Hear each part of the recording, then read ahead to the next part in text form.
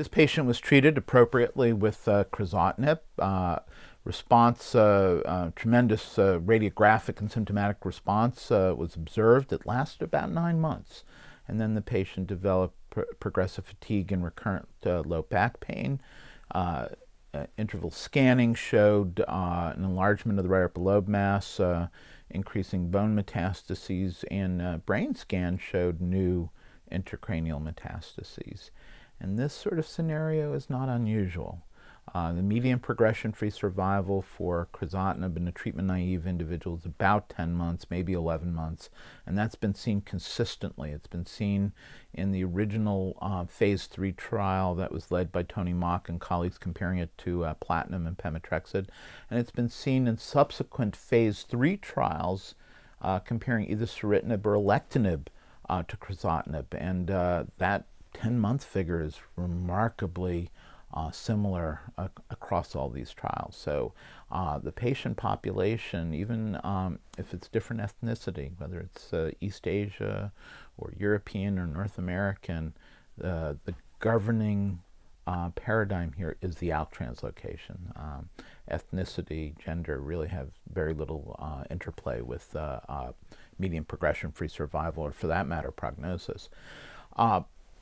Progression in the brain is not unusual. ALK positive non-small cell sadly has a propensity for CNS progression, and I think the brain to some extent is a sanctuary site, and certainly the first generation agent crizotinib does not work as well in the brain as the second or third generation drugs do.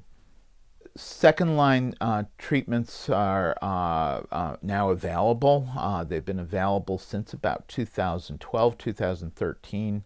Ceritinib was the first agent approved in this setting.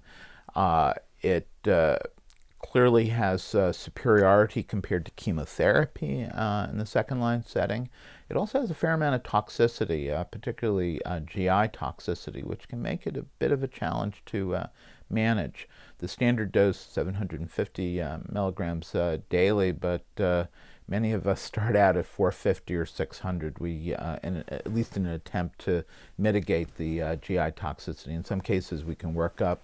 Most individuals we really can't.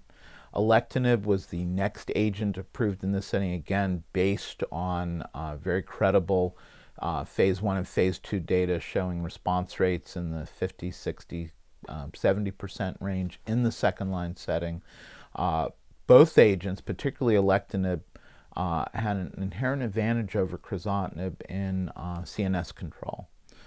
These agents alone, even in the absence of brain irradiation, either whole brain or stereotactic RT, were shown to stabilize or improve CNS metastases with response rates, again, 30, 40, 50%, and disease control rates within the brain that were far higher. Remember, those who are stable aren't considered a response, but if it's not progressing within the tumor is not progressing within the brain, that would count toward disease control rates, and there the percentage was 70 to 80%. I would say when we look at anecdotal evidence, cross-trial comparisons, alectinib looks a bit superior to ceritinib. Again, this is my own bias or general impression. There's never been, to my knowledge, a direct head-to-head comparison of alectinib versus ceritinib. The newest approval since April of 2017 is brigatinib. It too has generated response rates in the 50% range in the second line setting. Median progression-free survival for lower dose 90 milligrams daily in a randomized phase 2 study was about 9.2 months, as good or better than we had seen with other agents.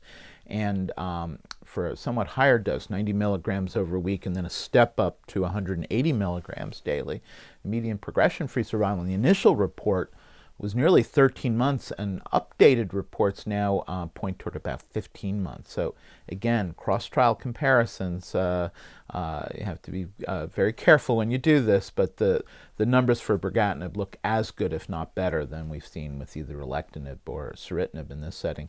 And likewise, we see a high rate of intracranial control, with intracranial response rates approaching 60-70% for the higher dose. and disease control rates within the brain in individuals with established CNS metastases, about 75–80%. So it's almost an embarrassment of riches. We have 3 separate agents to choose in this setting. I think based on activity alone, response rates and PFS, alectinib and brigatinib are probably the preferred approaches, at least in my practice. And lately I've been prescribing brigatinib based in part on the PFS and intracranial control rates.